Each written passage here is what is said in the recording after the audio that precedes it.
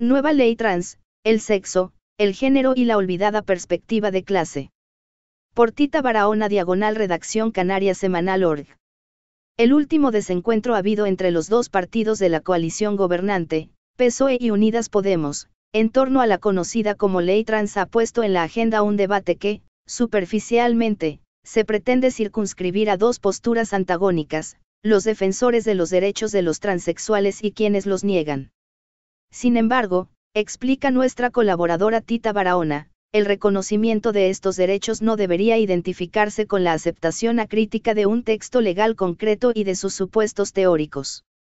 Una cosa es legislar para que se despatologice a las personas trans, lo que nosotros apoyamos totalmente, y otra cosa es pasar de rondón una ideología pretendidamente progresista, que en realidad es reaccionaria y debe ser analizada con una perspectiva de clase.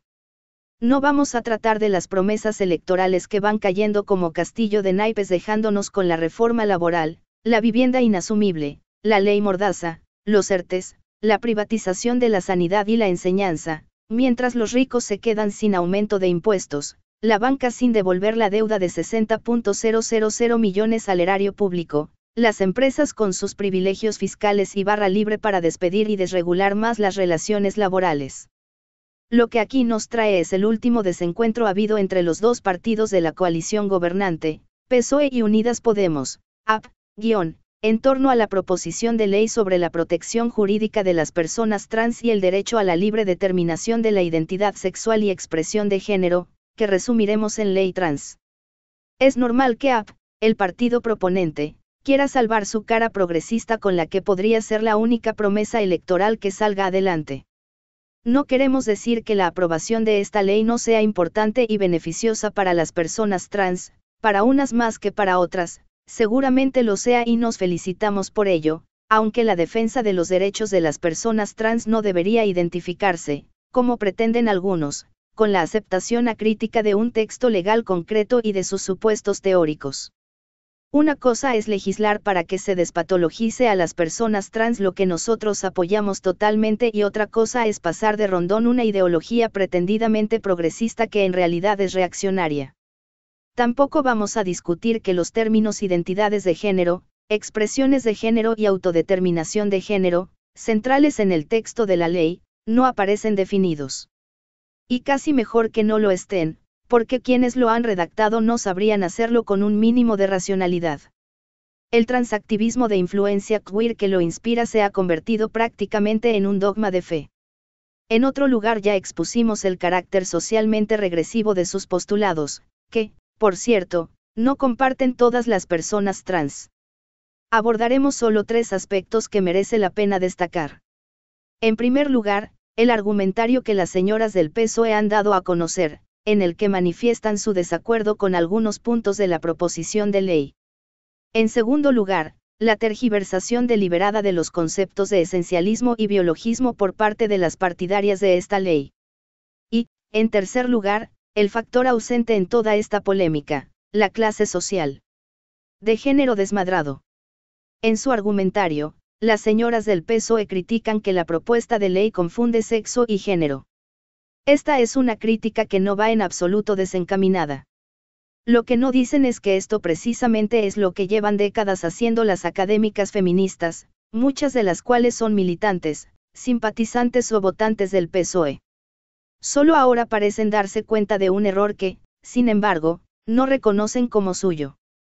Aunque ya lo señalamos en otro artículo, no está de más recordar que fueron estas académicas las que desbordaron el significado original de la categoría de género al punto que llegó a fagocitar el sexo, las mujeres e incluso el feminismo.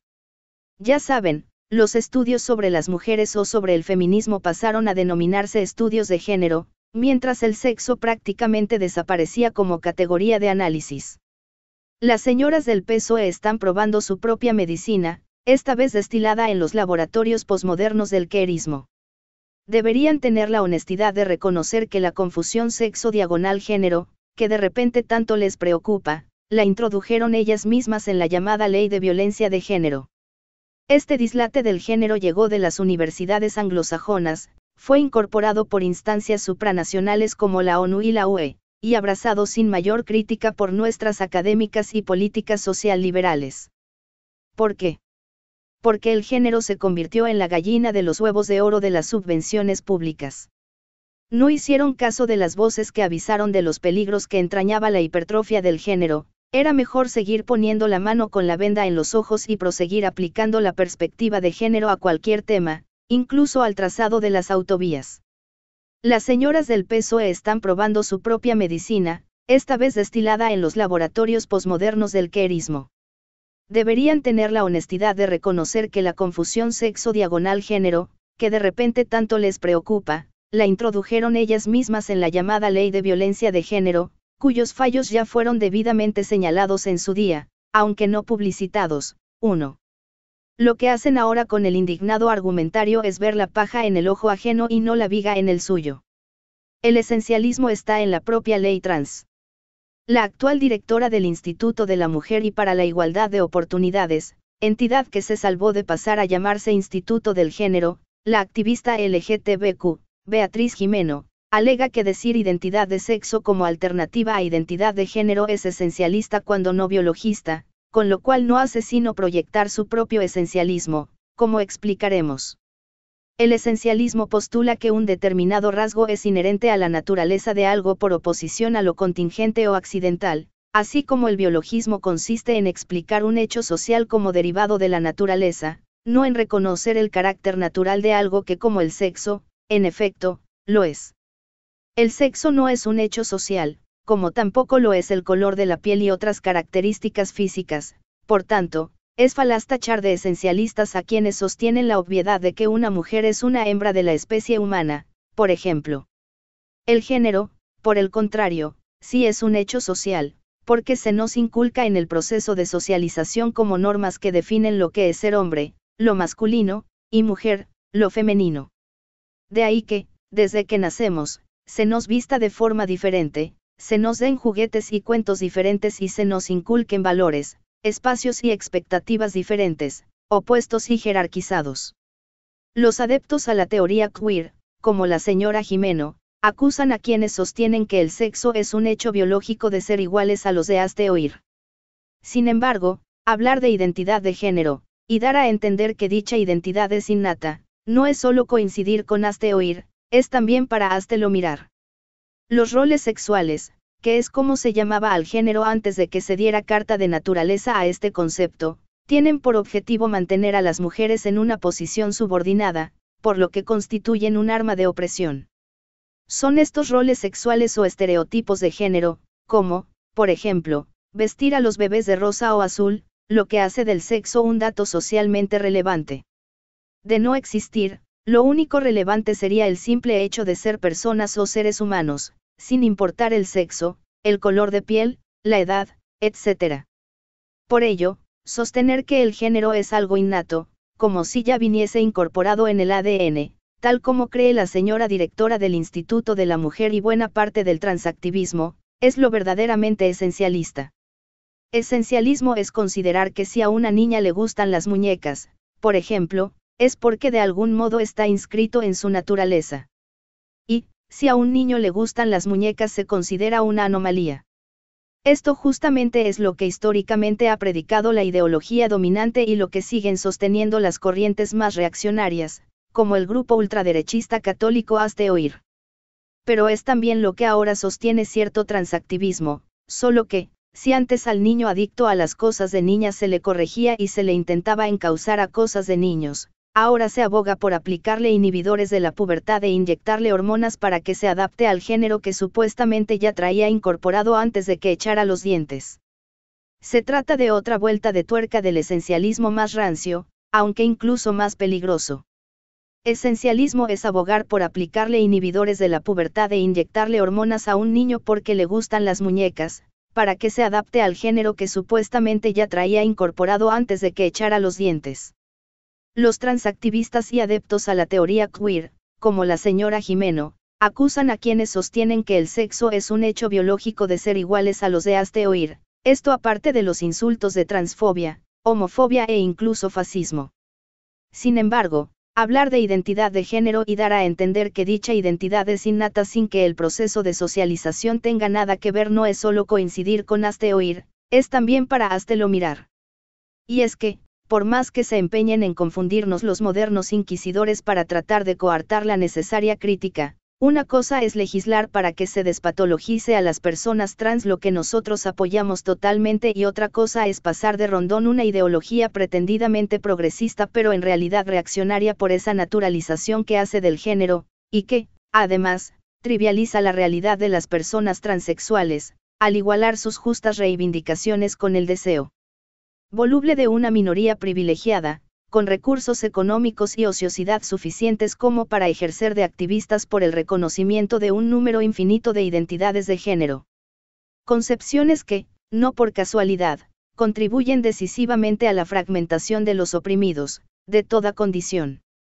Todo es una cuestión de clase. Este esencialismo del género, con sus identidades de género, viene auspiciado por la clase capitalista, que a su vez paga a científicos que se suman al ahora sustancioso filón del transgenerismo, y por eso mismo está omnipresente en los medios de comunicación corporativos.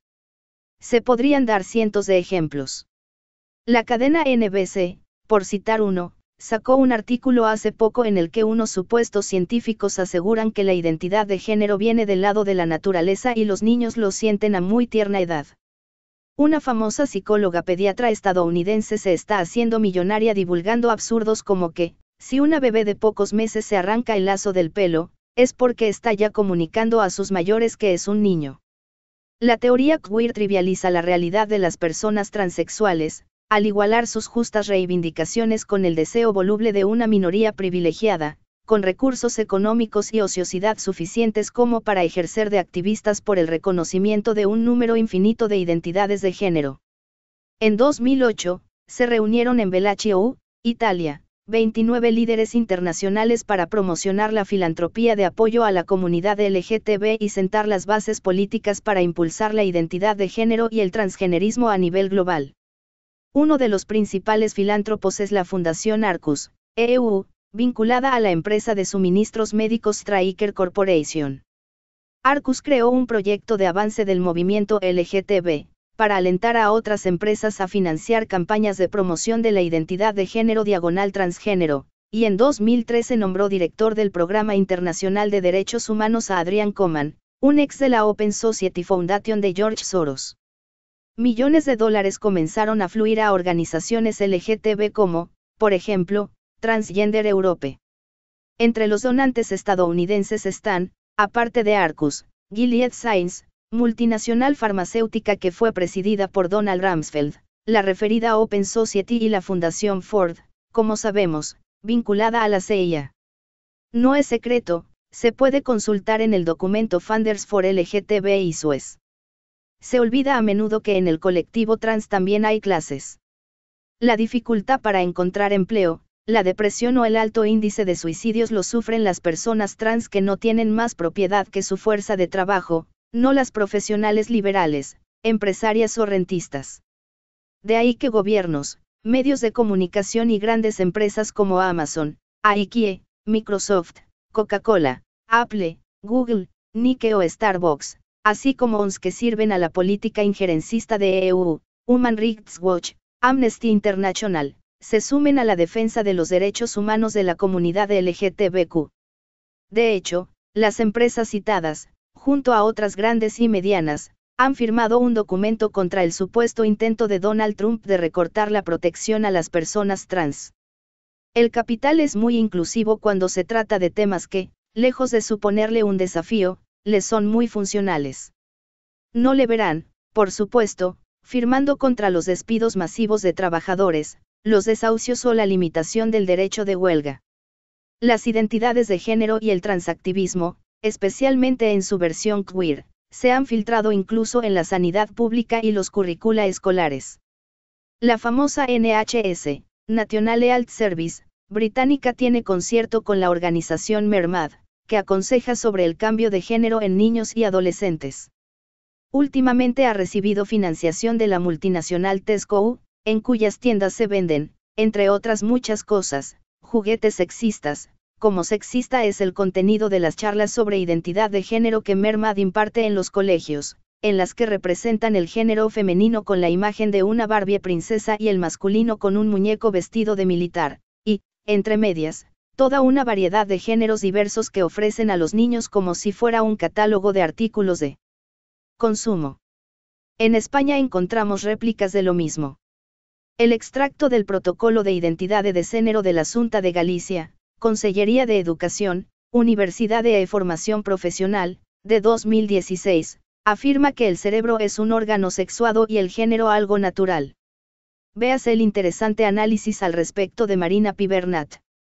Es curioso que las señoras posmodernas que ahora nos gobiernan acusen a quienes cuestionan estos postulados de ser iguales que has de oír, cuando tenemos a la Xunta, gobernada por el derechista Partido Popular, convirtiendo a los docentes en guardianes de la identidad de género y el transactivismo. Ideología de género lo llaman en Reino Unido, Gender Ideology, al igual que la Iglesia Católica Española. De nuevo, háganselo mirar. En la universidad ya va desapareciendo de los formularios la opción sexo, varón, mujer, para introducir el género, que, al parecer, es más importante. En Cataluña, una de sus universidades pregunta a los alumnos con qué género te identificas. Da 4 opciones: mujer, hombre, género no binario y no me pronuncio. Por supuesto, hombre y mujer no son géneros, pero da igual, el caso es crear confusión incluso en el que se supone templo del conocimiento. El transactivismo queer es enemigo de la biología. Los sexos, dice su doctrina, no existen, se nos asignan arbitrariamente al nacer. Pero cuando no pueden tener hijos, saben muy bien el sexo y la clase social de la persona a la que deben dirigirse, mujer y pobre. Persona gestante la llaman, porque la palabra mujer es anatema en su léxico, ofende a los transexuales masculinos que también pueden gestar pero no quieren que les llamen mujeres. Y eso basta para que a la mitad de la humanidad se nos borre del mapa. El transactivismo queer es enemigo de la biología. Los sexos, dice su doctrina, no existen, se nos asignan arbitrariamente al nacer. Pero cuando no pueden tener hijos, saben muy bien el sexo y la clase social de la persona a la que deben dirigirse, mujer y pobre. Recientemente, en hubo una trabajadora que fue despedida por querer amamantar a su bebé en la habitación que supuestamente estaba prevista para ello, perdió el juicio porque, según la sentencia, no hubo discriminación sexual, ya que los hombres también pueden amamantar. Hace poco el periódico El País nos recordaba que ni todas las mujeres menstruan, ni todas las personas que menstruan son mujeres. En el estado de Wyoming no ha salido adelante una ley que iba a prohibir la ablación del clítoris o mutilación genital femenina, porque los transactivistas han hecho campaña en contra alegando que eso podría repercutir en las operaciones de cambio de sexo a los menores trans. Y, en Ontario, Canadá, la ley trans prevé quitar la tutela a los padres que se nieguen a que sus hijos pasen por los tratamientos de cambio de sexo hasta que no alcancen suficiente madurez para tomar la decisión. El nivel de irracionalidad no tiene límites, porque ya en Reino Unido están en la fila los transespecie, aquellos que se sienten perros, se visten y actúan como tales. The Guardian, por supuesto, ha salido en decorosa justificación de estas criaturas, que, no por casualidad, son profesionales liberales, ingenieros, académicos. Si hubiese sido un grupo de sindicalistas ladrando y levantando la patita a la puerta de Downing Street, el periódico progresista habría empleado un tono muy distinto. Para el transactivismo queer, ser mujer es sentirse mujer o ser hombre sentirse hombre. La biología no importa. Por ello piden que se reconozca su nueva identidad en los documentos oficiales sin pasar por procedimientos psicológicos y médicos. Lo llaman despatologización. Es decir, que los tratamientos hormonales y las operaciones, como las mastectomías, por ejemplo, que antes se hacían tras pasar por esos protocolos clínicos, ahora se los pueden autoaplicar a voluntad. Bien, nada que objetar, y las farmacéuticas tan contentas. Solo hay un pequeño problema, que estos costosos tratamientos, por no hablar de la parafernalia de cosméticos, indumentaria, etc., que suelen formar parte de las transformaciones a mujer, porque hay que atenerse a los estereotipos, no se los pueden permitir todas las personas trans, sino solo las que tienen suficiente poder adquisitivo y tiempo disponible. Se olvida a menudo que en el colectivo trans también hay clases y que no todos los trans dejan de reconocer su sexo biológico. quienes acusan alegremente de transfobia a todo quisque que cuestione cualquier aspecto del activismo transqueer suelen recurrir al argumento de que las personas trans tienen muchas dificultades para encontrar empleo y por eso se ven abocadas a la prostitución, se deprimen, caen en las drogas y su índice de suicidios es más alto que el del resto de la población, aparte de que las transexuales femeninas también son víctimas de la violencia machista. Por supuesto, todo esto es condenable. Pero, lo que suelen omitir es que estos problemas solo los sufren las personas trans que no tienen más propiedad que su fuerza de trabajo, no las profesionales liberales, empresarias o rentistas. Mucho más abundantes, invisibles y marginadas son las personas a las que nadie quiere emplear porque son mayores de 50 años. La discriminación de edad en hombres y mujeres, aunque más agudizada en ellas, es un fenómeno que, seguro, los empresarios no se unirán para combatir, ni los medios corporativos destacarán en sus titulares, como tampoco al número de trabajadores que se suicidan porque no ven salida a su miseria o los que sucumben en accidentes laborales. Si se quiere acabar con la discriminación de género, no son suficientes las leyes, hay que ir a la raíz del problema.